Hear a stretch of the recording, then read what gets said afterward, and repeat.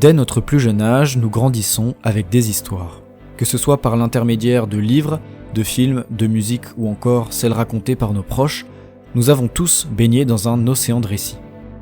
Au fil du temps, certaines œuvres nous marquent plus que d'autres et il y en a même qui nous accompagnent pendant plusieurs années et qui nous forgent également sur certains aspects. One Piece fait partie de ces œuvres avec lesquelles nous grandissons depuis tout petit, étant donné que le manga a maintenant plus de 24 ans d'ancienneté et qu'il promet de tenir encore quelques années avant d'arriver à sa conclusion. Mais dans cette vidéo, je souhaiterais me concentrer sur deux arcs en particulier, deux arcs qui, à mes yeux mais pas seulement, ont fait passer One Piece de shonen absolument génial à un véritable chef-d'œuvre intemporel. Je parle évidemment de Water 7 et d'Enies Lobby. Alors installez-vous confortablement et revenons sur l'un des arcs les plus intenses en termes d'écriture et de rythme qu'Eiichiro Oda n'a jamais écrit. L'arc Water 7 débute à partir du 34e tome, ou bien l'épisode 229, et c'est personnellement à partir de ce moment-là que je me suis investi à 100% dans One Piece. C'est en effet le début de plusieurs arcs narratifs qui vont jouer un rôle majeur dans la suite de l'histoire. On a premièrement le problème du Vogue Mary, navire de l'équipage depuis le chapitre 41. Trop endommagé pour être réparé, même par les meilleurs artisans du monde, l'équipage commence à comprendre qu'ils vont devoir s'en séparer s'ils souhaitent continuer leur aventure. Usopp, ne supportant pas l'idée d'abandonner le Mary, va s'opposer à Luffy avant de quitter l'équipage, puis d'affronter son capitaine dans un ultime combat. En parallèle de cela, Robin disparaît mystérieusement dans la cité aquatique et les choses commencent petit à petit à devenir plus sombres et intéressantes. En effet, Oda nous avait habitués après plus de 200 chapitres à un équipage soudé face à l'adversité et nous avions donc pris pour acquis leur cohésion. Mais là, tout commence à se fissurer. Et c'est douloureux en tant que lecteur ou spectateur d'assister à la naissance de ce chaos. Le point de vue d'Usopp est compréhensible, comme l'est celui de Luffy. Aucun des deux ne souhaite se séparer du Mary, et le spectateur non plus. C'est ce qui rend leur duel tragique, d'une part car on sait pertinemment que les deux ne souhaitent pas s'affronter, mais également parce que Luffy surpasse Usopp en termes de puissance. Nous assistons alors, impuissants, à un combat fratricide dont l'issue était jouée d'avance. Ainsi, le ciel bleu qui inondait Water 7 va très vite se couvrir pour accueillir une nuit sombre et torrentielle. L'équipage se disloque alors petit à petit et on apprend que Robin fait partie du groupe qui tente d'assassiner le maire de la ville. À partir de là, tout commence à s'accélérer.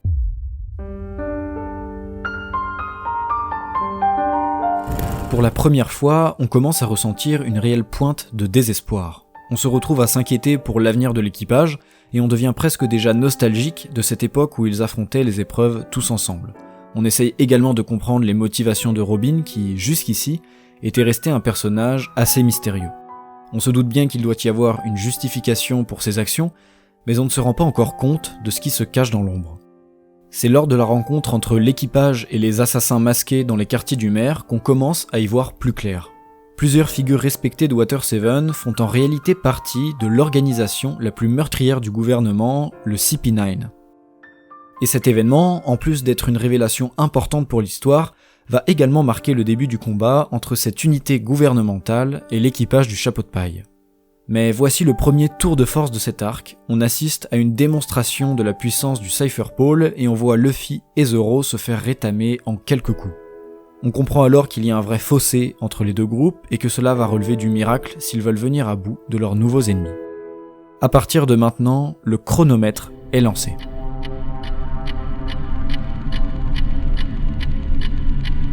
Robin disparaît à nouveau, Luffy et Zoro sont dans l'incapacité de combattre et l'Aqua Laguna, une marée haute annuelle qui engloutit la partie inférieure de la ville, se promet d'être la plus dangereuse que la cité n'ait jamais connue. Absolument tout va mal et l'équipage n'a jamais fait face à autant de détresse qu'à ce moment-là. Telle une lueur d'espoir dans cet océan de chaos, Icebarg révèle à Nami que Robin a en effet passé un marché avec le CP9 dans lequel elle accepte de se rendre à condition qu'ils épargnent ses compagnons. Mais il est déjà trop tard, le chronomètre est lancé et à l'heure où Nami apprend ça, Robin est en route vers l'unique moyen de transport qui doit la conduire à sa perte. Ainsi, plusieurs enjeux apparaissent. Il faut retrouver Luffy et Zoro, leur dire la vérité et trouver un moyen d'aller sauver Robin. Arrive alors une de mes scènes préférées de l'arc, celle où Nami retrouve Luffy et lui hurle la vérité.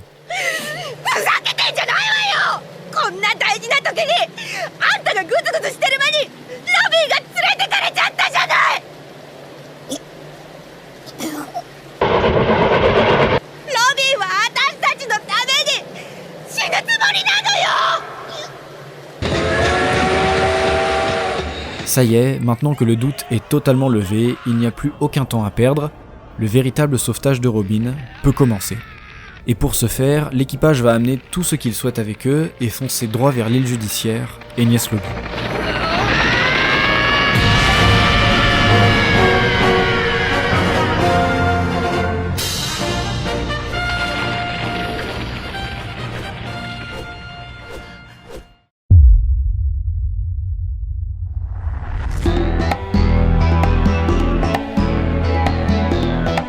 Ça y est, on y vient, on arrive à l'un des passages les plus jouissifs de l'arc, l'affrontement entre Luffy et Blueno.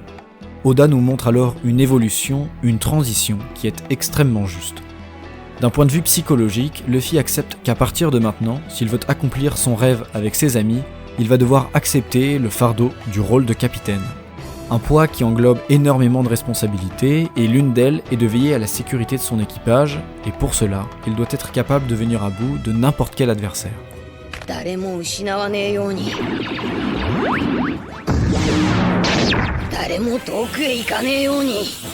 L'arrivée du Gear Second marque un véritable tournant dans le manga et nous indique que plus rien ne sera comme avant. Une puissance décuplée qui nous surprend autant que l'ennemi qui y fait face. Luffy apparaît alors redoutable, voire presque invincible, et annihile complètement son adversaire. Une démonstration de puissance fulgurante qui témoigne de la détermination du protagoniste.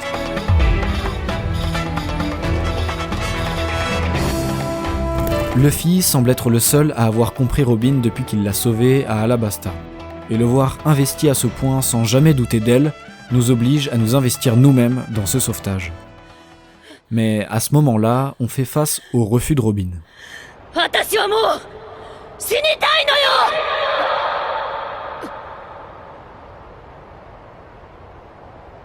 Nos héros arrivent alors aux côtés de leur capitaine et une des marches les plus cultes du manga commence.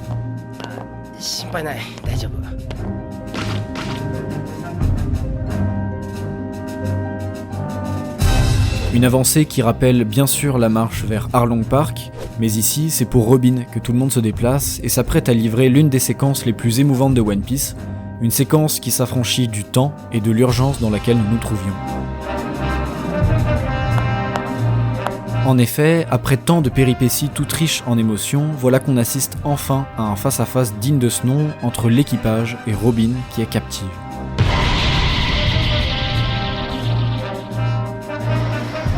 Au fond, elle semble bel et bien vouloir être sauvée, mais pourquoi dit-elle cela ?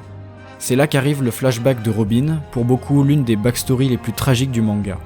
On en apprend plus sur son enfance traumatisante, le harcèlement et la haine avec laquelle elle a grandi, puis le génocide auquel elle a assisté, impuissante, subi par les seules personnes qui l'acceptaient enfin en tant qu'être humain. Ce flashback prend aux tripes et agit comme une gifle sur le spectateur, mais nous aide à comprendre qui Robin est réellement. Cela permet également de donner une seconde lecture sur l'enchaînement des événements et rend la situation actuelle encore plus impactante. Robin est conditionnée depuis son plus jeune âge à croire qu'elle est un fardeau. Recherchée par le gouvernement car seule survivante du génocide contre son peuple, elle passe sa vie à fuir dans l'espoir qu'un jour, elle puisse tomber sur des personnes qui seraient capables de l'accepter et de l'aimer. Mais alors qu'elle les a enfin trouvées, le conditionnement dans lequel elle est captive depuis tant d'années parvient à avoir le dessus sur elle. La peur de revoir ses compagnons se faire assassiner par le gouvernement est tellement immense qu'elle préfère mourir plutôt que de revivre ça. Et puis, pourquoi ces personnes s'embêteraient-elles autant à la sauver ? Ne voient-ils pas à quel point cette femme est un fardeau qui leur gâchera la vie ? L'accepter dans leur équipage, c'est se mettre à dos l'entièreté du gouvernement et du monde. Voilà exactement ce que Nico Robin se dit lorsqu'elle voit ses 6 compagnons. Mais ça, ils l'ont déjà tous compris, et ce qu'ils souhaitent faire comprendre en retour, c'est qu'ils veulent récupérer leurs camarades. Malheureusement pour le gouvernement mondial, il s'avérerait qu'ils se trouvent sur leur chemin. Sogeking. あの旗撃ち抜け。了解。新兵器巨大パチンコラオカブト、その威力とくと見よう。必殺ファイヤーバードスター。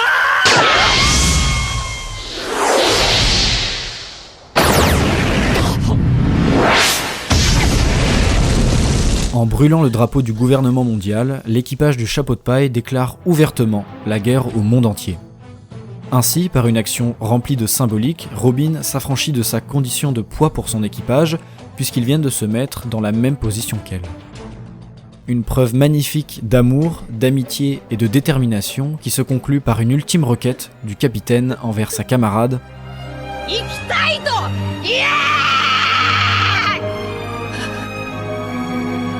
Et par un sublime travail de mise en scène, l'auteur et surtout l'animé vont dépeindre une dernière remise en question bouleversante du personnage de Robin et de sa condition.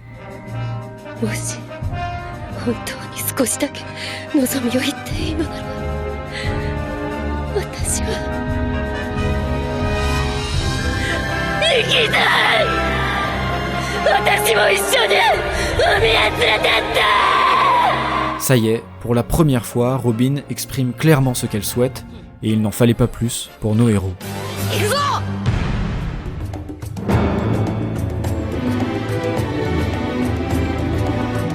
Un saut dans le vide pour voler à la rescousse de sa camarade, et voilà que nous entrons dans la dernière partie de cet arc, consacrée à l'affrontement pur et dur entre le CP9 et l'équipage.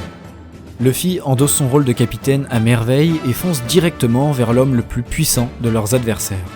Le chronomètre se remet en marche et la tension est de retour, chaque seconde compte et on se demande si Luffy arrivera à temps pour sauver Robin.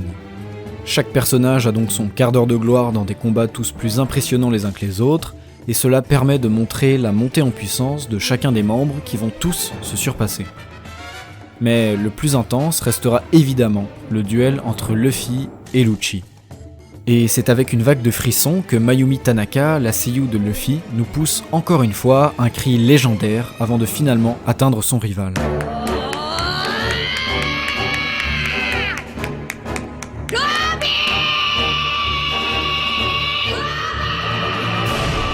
Un cri qui vient du fond du cœur et qui parvient presque à exciter Rob Lucci, qui a hâte de se mesurer au combattant qui vient d'anéantir l'un de ses collègues. À partir de cet instant, ce qui me semble le plus intéressant à retenir, c'est la structure du récit et des combats. On l'a évoqué tout à l'heure, mais Luffy a endossé pleinement son rôle de capitaine. Ici, sa mission, c'est de vaincre Lucci, point final. Il sait pertinemment que s'il va chercher Robin, son rival en profitera pour aller tuer tous ses camarades, il a donc un objectif, le surveiller et le vaincre. Et c'est assez génial de voir qu'en effet, ce duel d'anthologie va durer jusqu'à la toute dernière seconde, après que chaque personnage ait eu le temps de vaincre son adversaire, qu'ils aient eu le temps de venir en aide à Robin, et même pendant le Buster Call, cette fameuse attaque du gouvernement responsable du génocide sur Ohara, d'où vient Robin.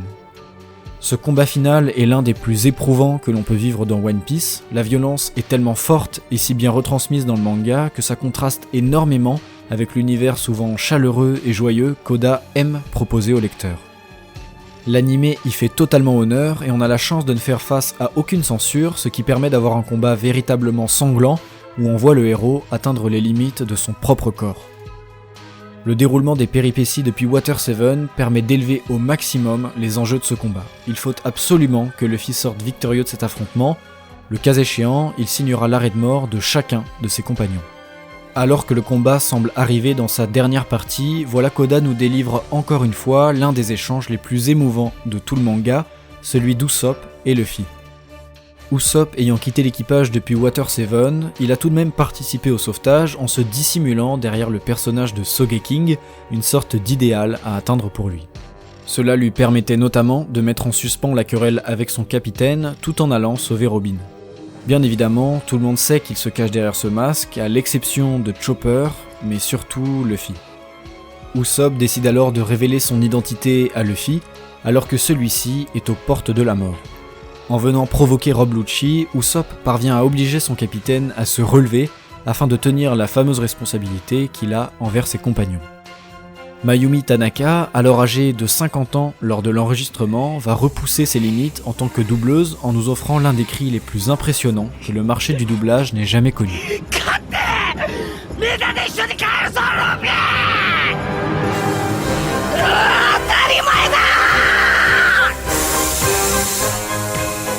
Un hurlement absolument magistral dans lequel on ressent parfaitement la colère mais également l'état d'épuisement du personnage. Et histoire de nous ramener à la réalité après cette fulgurance, Oda rajoute une couche en faisant subir à Luffy un coup qui aura presque raison de lui.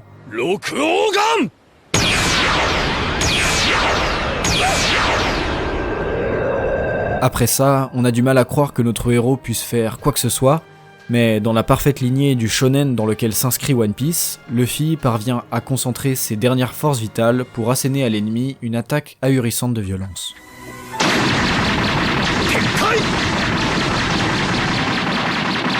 On n'a alors plus qu'à admirer le travail fantastique de mise en scène et surtout l'animation qui, sous son aspect peut-être un peu brouillon, révèle finalement la pleine puissance et le dernier élan d'adrénaline du protagoniste.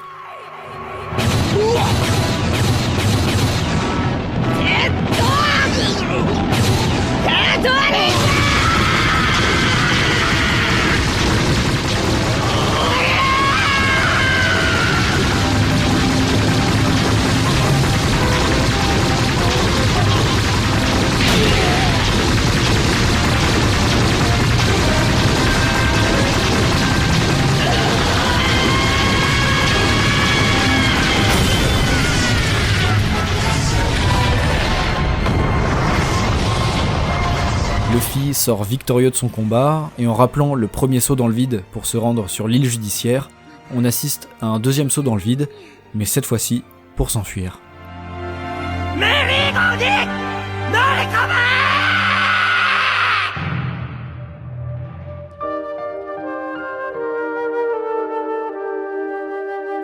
Le Vogue Mary, présent depuis le début, est devenu au fil des années bien plus qu'un simple navire. Oda a passé énormément de temps à construire la relation qu'il entretenait avec chacun des personnages. Au fil des chapitres, il est parvenu à lui conférer une âme tellement palpable que lui dire adieu est l'un des moments les plus déchirants de tout le manga. Ce navire, c'est celui sur lequel les personnages ont appris à se connaître et à forger leur amitié. Il est celui qui les a transportés d'aventure en aventure, et finalement celui sur lequel lecteurs comme spectateurs se trouvaient depuis plusieurs années. Il représente cet instant de calme et de sérénité, hors du temps, souvent entre deux arcs, pendant lequel on avait l'occasion d'observer l'équipage vaquer à leurs occupations. Ce navire, c'est la personnification de la liberté, une notion centrale à One Piece, lui-même étant une ode à celle-ci. Bien qu'étant un simple navire en soi, si on s'y attarde un petit peu, il ne faudra pas longtemps avant de remarquer qu'il est un élément fédérateur depuis le début du récit. Mais Enies Lobby marque un tournant dans One Piece. Plus rien ne sera comme avant et le Vogue Mary n'est plus en état de continuer l'aventure avec nous. Une transition vers un monde plus cruel, la mort d'un navire symbole de tout ce qu'on a vécu et de tout ce qu'on a pu partager. Oda nous offre un moment de poésie sans nom, un instant d'éternité, le temps de quelques minutes.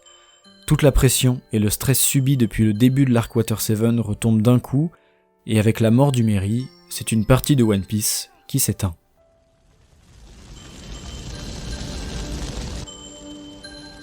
僕は本当に幸せだった。君たちがいたから。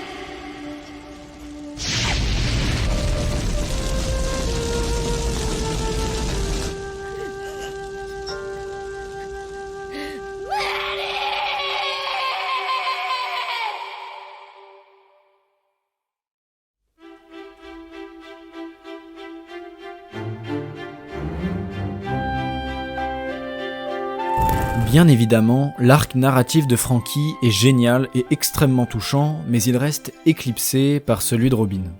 On a également un développement passionnant pour Usopp, où la partie sur Enies Lobby devient son arc de rédemption après les événements de Water 7.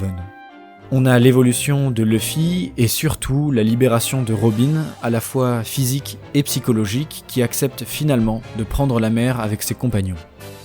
L'auteur aborde le cas de Robin avec une approche subtile sur des thèmes inhérents à l'être humain comme le harcèlement, le traumatisme, le stress post-traumatique et enfin la peur de l'abandon et tout ce qui peut en découler chez une personne qui en souffre. Il est d'ailleurs très touchant de voir l'évolution de Robin et de son comportement après Enies Lobby alors qu'elle essaye de se reconstruire humainement maintenant qu'elle peut compter sur son entourage et sur elle-même. Eiichiro Oda est alors parvenu à créer l'un des arcs les plus historiques, tout manga confondu, en mêlant un grand nombre de thématiques à son récit. La justesse de l'écriture, le rythme et la qualité des péripéties font de Water 7 et Enies Lobby une des sagas les plus touchantes et marquantes de l'œuvre.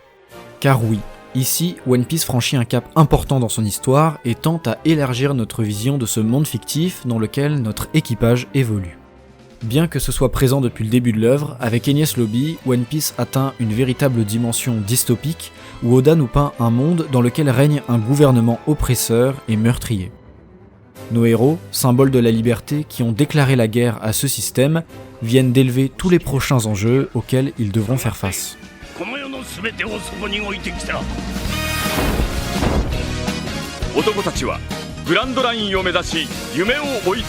Dorénavant, One Piece n'est plus un simple shonen, c'est un véritable chef-d'œuvre.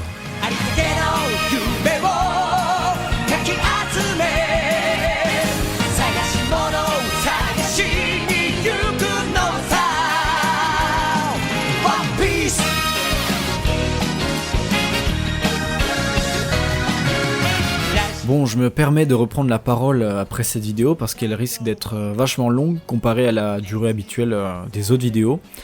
Ça me faisait plaisir de traiter cette partie de One Piece parce que c'est un manga qui a été vachement important pour moi plus jeune, et même si j'ai décroché petit à petit en grandissant, depuis août dernier, j'ai décidé de m'y remettre sérieusement en regardant les épisodes Kai, à savoir les épisodes sans filler ni éléments qui ne sont pas canons au manga. Je reste malgré tout à jour sur le manga, mais je trouve ça dommage de plus avoir toute l'histoire en tête, ni la hype, donc voilà, je me refais l'animé et c'est un immense plaisir.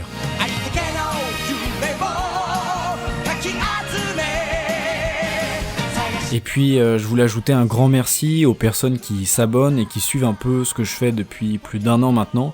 J'espère que la vidéo malgré sa durée vous aura plu et peut-être rappelé de bons souvenirs. Et puis voilà, on se dit à très bientôt, à plus.